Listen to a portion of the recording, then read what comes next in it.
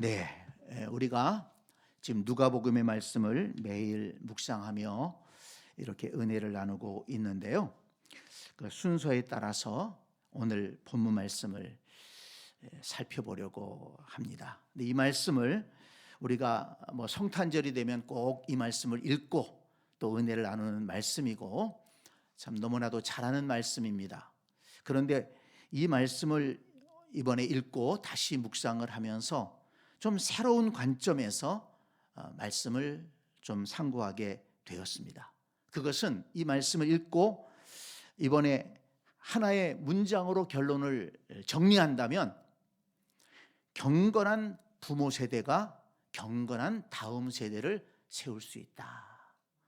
또 다른 말로 하면 경건한 다음 세대를 세우기를 원한다면 경건한 부모 세대가 되어라. 이렇게 한번 정리해 보았습니다. 우리가 잘 아는 대로 이 말씀은 아기 예수님을 요셉과 마리아가 데리고 예루살렘으로 올라갔습니다. 자, 여러분 22절 말씀을 보세요.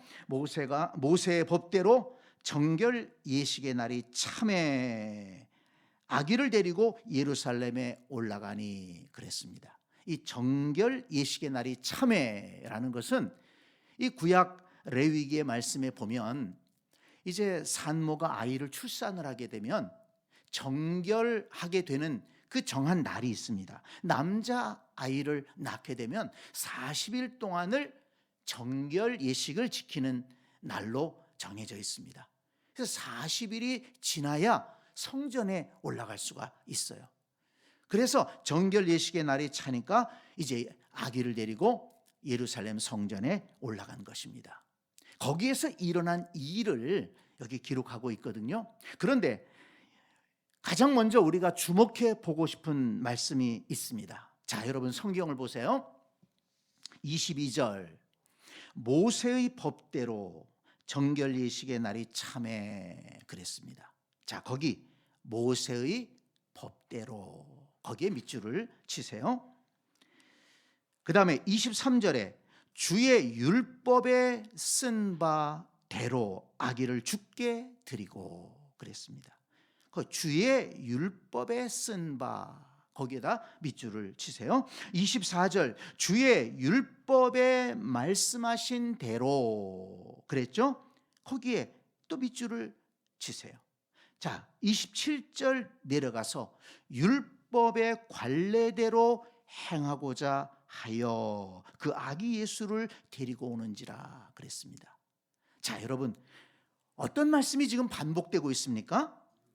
모세의 법대로 요셉과 마리아는 예루살렘에 올라간 것입니다. 그 다음에 또 주의 율법에 쓴 바대로 아기를 죽게 드렸다. 그리고 또 24절에는 주의 율법에 말씀하신 대로 제사하려 함이더라. 여기 제사는 예배로 생각하면 되겠죠. 그리고 또 27절에는 율법의 관례대로 행하고자 하여 행하였다. 지금 계속해서 반복되는 것은 이 요셉과 마리아는 그냥 행동한 게 아니에요. 그냥 예루살렘 전에 올라간 것이 아니고 하나님의 말씀을 따라서 행동하였다는 것을 알 수가 있습니다. 지금 이 누가복음의 이 말씀은 그걸 굉장히 강조하고 있는 거예요. 그렇게 한마디로 얘기하면 요셉과 마리아는 어떤 사람이었습니까? 말씀 중심의 사람이었다는 겁니다. 하나님 말씀을 소중하게 여기고 그리고 그 말씀을 알고 그리고 아는 데서 그치지 않고 그 말씀을 따라서 살아가는 사람이었다라는 것을 우리가 알 수 있습니다. 자, 여러분 보세요. 예수님이 탄생하신 과정을 보면 성령의 능력으로 잉태되었잖아요. 자연 임신이 아닙니다. 성령의 능력으로 잉태되었어요. 그리고 천사가 나타나서 말씀을 했어요. 놀라운 경험이 있었던 것, 초자연적인 경험이 있었습니다. 그리고 예수님을 출산했을 때, 아이를 낳았을 때 목자들이 와서 경배했어요. 동방 박사들이 와서 예물을 드리면서 막 경배했습니다. 이건 사실은 엄청난 일이 일어난 거예요. 보통 사람으로서는 경험할 수 없는 일들이 이 아기 예수님을 통해서 나타난 것입니다. 그런데 여러분 보세요. 이런 엄청난 경험들을 했지만 요셉과 마리아가 움직이는 것은 뭘 따라서 움직입니까? 말씀을 따라서 움직인다는 것입니다. 여러분, 우리의 신앙생활이 어떠해야 되는가 하는 것을 여기에서 분명하게 보여줍니다. 체험도 중요합니다. 그렇지만 정말 우리가 붙들고 나가야 될 것이 뭐냐? 경건한 신앙인, 경건한 성도는 말씀 중심의 사람이 되어야 된다는 것입니다. 정말 믿음 있는 사람은 누구냐? 살아가는데 말씀을 붙드는 사람이에요. 그리고 좀 흔들릴 때도 있겠지만 뭐 방황할 때도 있고 조금 뭐 잘못 판단할 때도 있겠죠. 그렇지만 그러다가도 다시 말씀으로 돌아올 줄 아는 사람, 그리고 하나님의 말씀을 딱 들었으면 그 다음에는 다른 얘기 안 하는 거예요. 왜? 말씀이 있으니까. 거기에는 다른 어떤 게 이유가 있을 수 없어요. 마리아가 고백한 대로 주의 말씀대로 이루어지기를 원하나이다. 마리아가 그렇게 고백했잖아요. 천사가 와서 너 아이를 가질 것이다. 아니, 내가 아직 결혼도 안 했는데 아이를 어떻게 갖습니까? 거룩하신 성령이 너에게 임하시고 주의 권능이 임하면 가능하다. 그리고 너에게 잉태될 아이는 보통 아이가 아니다. 그러니까 마리아가 주의 말씀대로 이루어지기를 원합니다. 그때부터 알아본 거예요. 마리아도 요셉도 하나님 말씀을 소중히 여기고 그 말씀을 따라 움직이는 사람이라는 것을 알 수가 있습니다. 그리고 23절에 보면 아기를 주께 드리고 그랬습니다. 이 예수님이 그 가정의 첫 아이 아니었습니까? 그런데 예루살렘 성전에 올라와서 예배를 드리는데 이 아이를 주님께 드렸다. 이게 무슨 말입니까? 물론 출애굽기의 말씀에 보면 첫 아이는 주님께 성결하여 드리도록 그렇게 말씀했습니다. 소유권이 하나님께 있다는 것입니다. 내 자식이지만 내 아이가 아니라는 거예요. 하나님께 드립니다. 그리고 하나님께서 보내주신 아이를 맡아 기릅니다. 이것이 경건한 부모의 자세라는 것입니다. 내 자식이 아니라 하나님이 맡기신 자식이라는 것이죠. 그러니 그 자녀를 돌볼 때 얼마나 정성을 다해서 돌보겠습니까? 그리고 그 아이를 돌볼 때 믿음으로, 기도함으로 그 아이를 돌봐야 되는 것입니다. 하나님께서 보내주신 아이이기 때문에 세상의 가치관이 아니라 하나님의 말씀으로 기르겠습니다. 하나님의 자녀로 잘 맡아서 기르겠습니다. 이렇게 다짐하면서 하나님이 보내주신 생명 감사합니다. 하나님 말씀대로 잘 양육하겠습니다. 이런 다짐의 고백이 이 말씀 속에 있는 것입니다.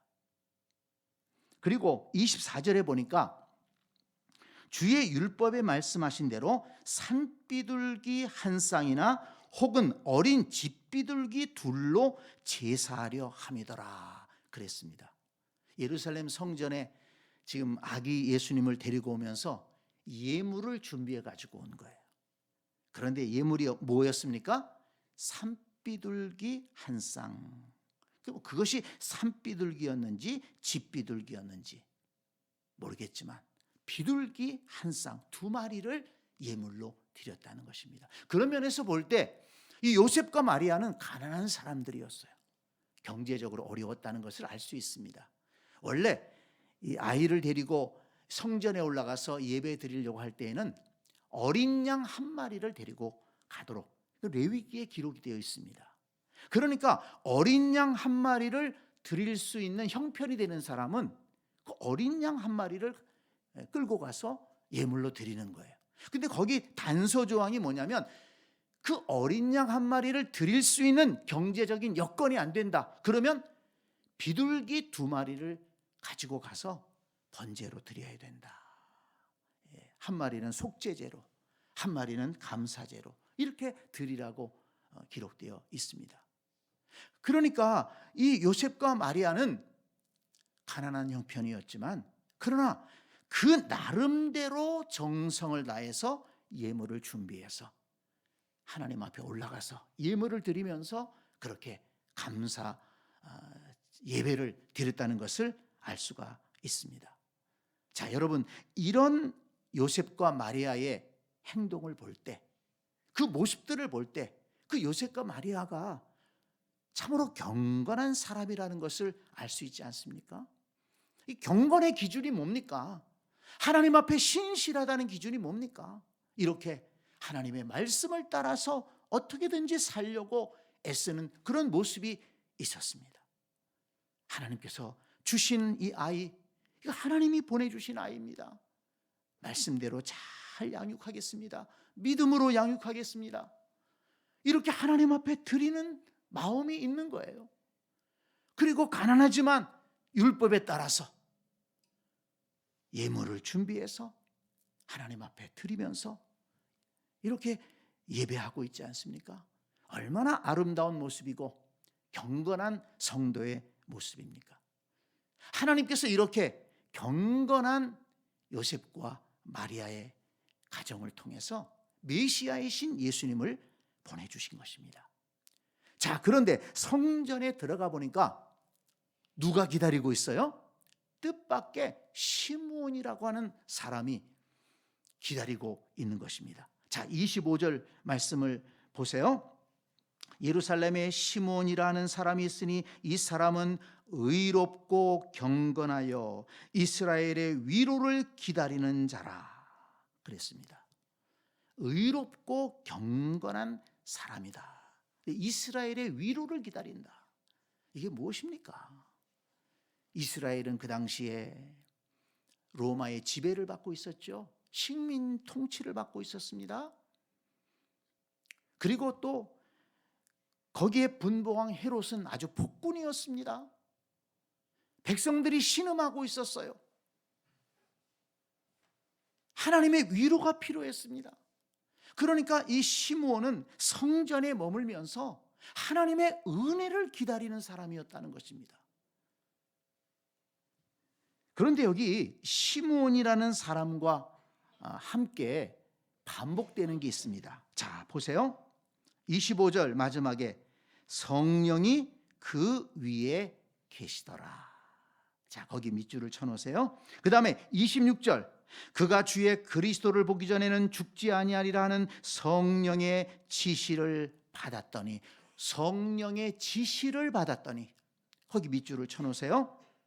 그리고 27절에 성령의 감동으로 성전에 들어가매, 성령의 감동이 있었습니다. 성전으로 들어가 봐라, 성령께서 말씀하신 거예요. 자, 여러분 보세요. 이 시므온은 성령이 그 위에 있었다고 했습니다. 성령의 지시를 받았습니다. 성령의 감동이 있었다고 했습니다. 그러니까 시므온은 어떤 사람입니까? 성령의 사람이었어요. 성령님과 함께하는 사람이었고, 성령님의 인도하심을 받는 사람이었고, 성령의 감동이 있는 사람이었습니다. 근데 성령께서 뭘 지시하셨습니까? 이 시므온에게 너 주님을 보기 전에, 그리스도를 보기 전에 너 죽지 않을 거다. 간절히 사모하는 이 시므온에게 하나님께서 응답해 주신 겁니다. 근데 그날이 언젠지를 모르는 거예요.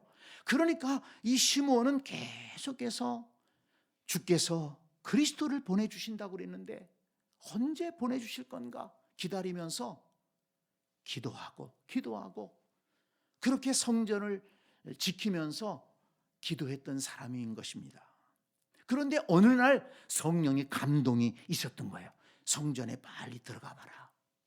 그래서 성전에 들어가 보니까 젊은 이 부부가 아기를 안고 나오는데 성령의 감동이 있었겠죠. 저 아기가 그리스도다. 성령의 감동으로 깨닫게 된 것입니다. 그러니까 여기 29절에 보니까 그는 이 아기 예수를 보고서 하나님을 찬송하기 시작합니다. 주제여, 이제는 말씀하신 대로 종을 평안히 놓아주시는도다. 말씀하신 대로, 역시 이 시므온도 말씀하신 대로, 성령을 통해서 말씀하신 대로 그리스도를 보게 하셨군요. 이제는 정말 제 마음이 평안스럽겠습니다. 이건 죽어도 여한이 없겠습니다. 이런 얘기 아니겠습니까? 그러면서 30절 32절에 보니까 내 눈이 주의 구원을 보았사오니 이는 만민 앞에 예비하신 것이요 이방을 비추는 빛이요 주의 백성 이스라엘의 영광이니이다. 네. 이 메시아는 이스라엘로부터 시작해서 만민에게 이방을 비추는 빛으로 계실 것이다.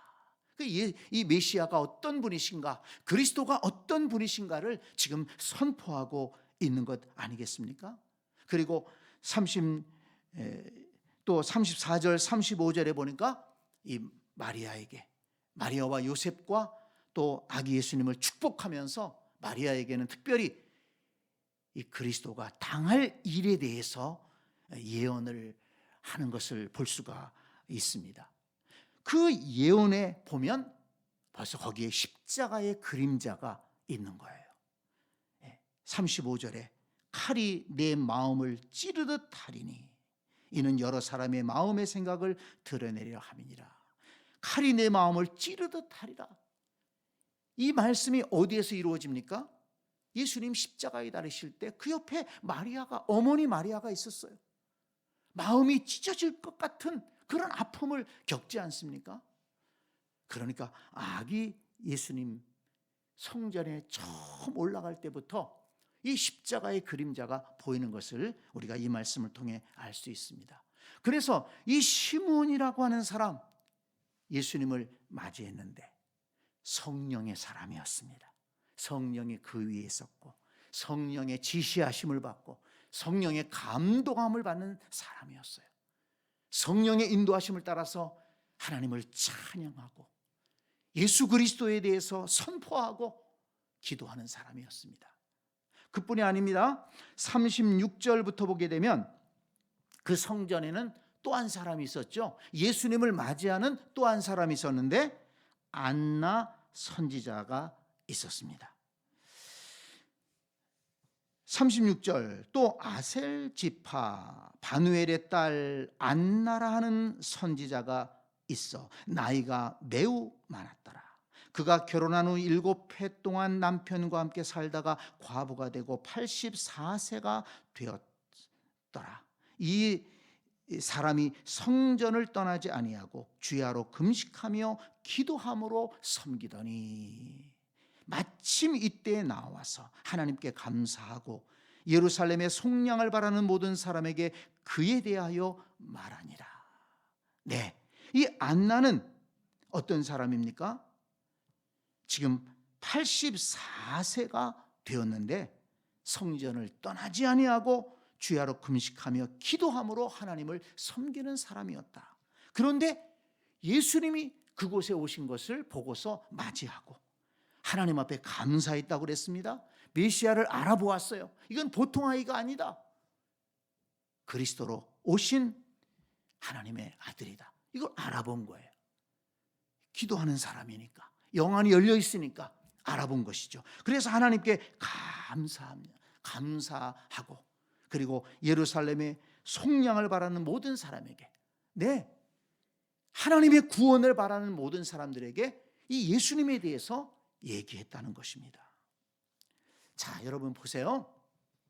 지금 우리가 아기 예수님을 마리아와 요셉이 이렇게 데리고 안고 예루살렘 성전에 올라갔을 때의 상황을 쭉 살펴봤습니다. 그런데 여러분 보세요. 아기 예수님을 안고 성전에 올라갔던 요셉과 마리아, 경건한 부모였습니다. 말씀을 따라 사는 사람이었습니다. 시므온, 예수님을 맞이했습니다. 그런데 그는 성령의 사람이었습니다. 성령의 인도함을 받는 사람이었습니다. 또 안나라고 하는 여선지자, 나이 많아 좀 늙었지만 그러나 아직도 깨어서 기도하고 영안이 열린 사람이었어요. 그리스도를 볼 줄 아는 사람이었고, 그리고 하나님 앞에 감사하면서 그리스도에 대해서 사람들한테 얘기하는 사람이었습니다. 자, 그런데 이런 사람들에 의해서 어떤 역사가 나타났습니까? 이 말씀에 이어서 딱 기록되어 있는 말씀이 있어요. 자, 40절을 봅니다. 우리가 이 말씀도 잘 아는 말씀이죠. 40절 같이 읽습니다. 아기가 자라며 강하여지고 지혜가 충만하며 하나님의 은혜가 그의 위에 있더라. 아멘. 아멘. 아기 예수님에 대한 말씀이죠. 경건한 부모 세대가 쭉 나오더니 40절에 경건한 다음 세대가 나오는 거예요. 예수님에 대한 말씀이 나옵니다. 근데 그 예수님, 그런 경건한 부모 세대에 의해서 그렇게 돌봄을 받는 그 아기가 어떻게 되었습니까? 아기가 자라며 강하여지고 지혜가 충만하여 하나님의 은혜가 그의 위에 있더라. 여러분, 이것은 단순히 그냥 예수님에 관련된 말씀이라고만 읽지 말고요, 이 말씀을 통해서 우리는 정말 다음 세대, 경건한 다음 세대의 비전을 가지고 정말 염려하면서 기도하는 우리가 받아야 될 교훈이 있는 것입니다. 다음 세대의 믿음 없음을 탓하지 말고 다음 세대가 정말 어려운 세대다라고 걱정하기 전에 우리 부모 세대가 어떻게 하나님을 섬기고 있는가, 우리 부모 세대가 어떻게 기도하고 있는가를 좀 돌이켜봐야 될 것입니다. 그러면서 정말 경건한 다음 세대를 원한다면 먼저 경건한 부모 세대가 되어야 될 줄로 믿습니다. 정말 우리의 가정의 다음 세대들, 믿음의 세대가 되기를 원하고, 여러분, 이것은 가치관의 문제입니다. 제가 지난 주일에도 말씀을 드렸죠. 그죠? 아이들 학교 잘 들어갔으니까 됐다. 그거 세상 사람들과 다 똑같은 생각이에요. 직장 잘 다니니까 됐다. 그거 세상에 믿지 않은 사람들하고 똑같은 생각입니다. 결혼해서 이렇게 사니까 됐다. 그건 세상에 믿지 않은 사람들 다 그렇게 생각합니다. 뭐 경제적으로 좀 여유 있어서 여행도 다니고 이럭저럭 잘 살아간다. 그 세상 사람들도 다 같이 염려하는 것입니다. 그렇지만 우리 그리스도인들은 무엇을 생각해야 됩니까? 자녀들을 생각할 때 학교도 들어가야 되고 또 직장도 잘 다녀야 되고 결혼도 해야 되고, 그거 다 같은 부모 마음입니다. 그렇지만 그리스도인들 부모는 또 다른 가치관을 가지고 우리가 생각해야 되지 않겠습니까? 정말 그들 속에 믿음이 있는가? 구원받을 믿음이 있는가? 정말 그들 속에 하나님의 은혜와 축복을 받을 만한 믿음이 있는가? 정말 우리 부모 세대가 없더라도, 내가 떠나더라도 우리 자녀들이 믿음 안에 굳게 서서 하나님을 섬기고 예배하고 하나님의 인도하심을 받고 축복받는 하나님의 백성으로 살아갈 수가 있겠는가? 우리의 마음속에는, 우리의 생각 속에는 그들의 영혼을 향한 걱정과 또 영혼을 향한 간절한 기도가 있어야 된다는 것입니다. 자, 여러분 보세요. 이 요셉과 마리아 가난한 사람들이라고 했습니다. 그렇게 뭐 나사렛 촌에서 살면서 뭐 공부를 얼마나 많이 했겠어요? 요셉의 직업은 목수였지요. 그 기술을 배웠겠죠, 동네에서. 시므온이나 이 안나 선지자도 그렇게 그 당시에 유명한 사람들이 아니었던 것 같아요. 예루살렘 성전 하게 되면 거기에 어떤 사람들이 있습니까? 대제사장들이 있어요. 아주 거룩한 사람들이죠. 거룩한 옷을 입고 그리고 근엄하게 걸어다니면서 성전에 여러 가지 제사, 예배를 주관했을 것입니다. 또 거기에 서기관들이 있고, 그래서 모세 율법을 지식적으로 잘 알고 가르치고 그랬을 겁니다. 사람들을 가르치고 또 그 성전을 잘 운영하면서 그렇게 화려하게 살던 그런 제사장들이 있었어요. 그런데 시므온과 안나는 그 당시에 성전의 중심이 됐던 그런 제사장들하고는 전혀 결이 다른 사람들입니다. 이름도 없이, 사실은 빚도 없이. 그렇지만 그들은 기도하는 사람이었고 성령의 인도하심을 받는 사람이었습니다. 여러분 보세요. 하나님께서 어떤 사람들을 통해서 일하십니까? 대제사장들을 통해서 일하지 않으셨어요. 화려한 그 성전의 중심이 되는 그런 사람들 통해서 일하지 않으셨어요. 그들에게 성령이 임하지 않고, 그들은 말씀은 알고 있었지만 말씀대로 행하지 않았어요. 예수님이 정말 그들을 책망한 이유가 그것 아니겠습니까? 그들은 율법을 알고 있으면서 율법을 따라 살지 않으려고 했습니다. 그러니까 하나님은 어떤 사람들을 통해서 메시아를 보내셨는가? 이 관점에서 이 본문을 봐야 된다는 것입니다. 요셉과 마리아, 시므온과 안나, 돈도 많이 없고 배운 것도 많이 없고 그 당시에 주류 사회에서 밀려난 사람들이었지만, 그러나 그들 속에는 뭐가 있었습니까? 진실한 신앙이 있었어요. 진정한 경건이 있었습니다. 말씀을 따라 살아가는 믿음이 있었습니다. 성령을 의지하고 성령을 사모하기 때문에 성령이 그들 위에 있었습니다. 성령의 감동이 있었습니다. 그리고 성령이 감동할 때 그들은 움직였습니다. 그들에게는 진정한 말씀, 정말 성전을 사랑하고 예배를 사랑하고 말씀대로 살려고 하는 그런 경건함이 있었습니다. 하나님은 그 사람들을 통해서 메시아를 이 땅에 보내시고 메시아를 세우셨습니다. 성도 여러분, 오늘 우리가 어떤 부모 세대가 돼야 되겠습니까? 우리도 하나님 앞에 쓰임 받아야 될 줄로 믿습니다. 하나님 우리를 통해 귀한 은혜 역사를 이루어 주시옵소서. 그런데 정말 소중한 은혜 역사가 무엇이겠습니까? 하나님은 우리를 통해서 교회를 세우기를 원하시고 경건한 다음 세대를 세우기를 원하십니다.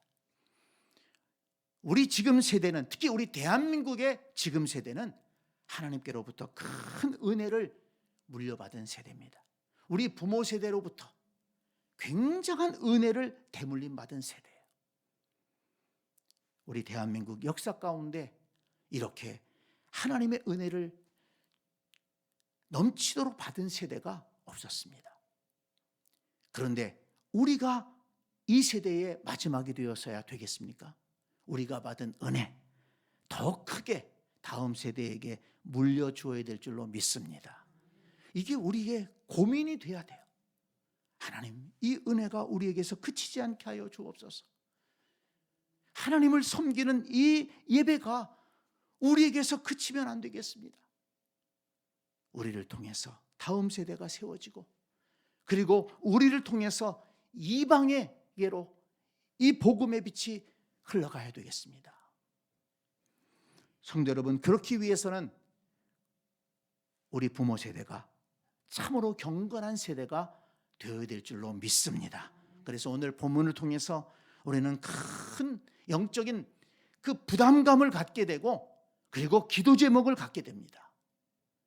다음 세대를 바라보면서 우리의 자녀들을 생각하면서 하나님, 요셉과 마리아처럼 시므온과 안나처럼 말씀 중심의 사람으로, 성령의 감동함을 받는 사람으로 살아가게 하여 주옵소서.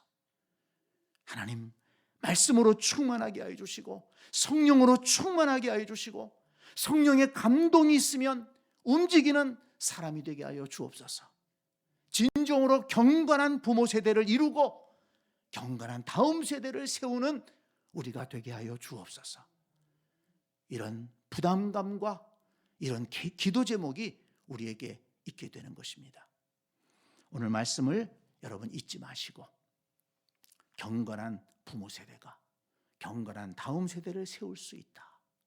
경건한 다음 세대를 기대한다면 경건한 부모 세대가 되자. 이런 마음을 가지고 우리 경건한 신앙생활을 지켜가는 우리 모두가 될 수 있기를 간절히 축복합니다. 아멘. 기도.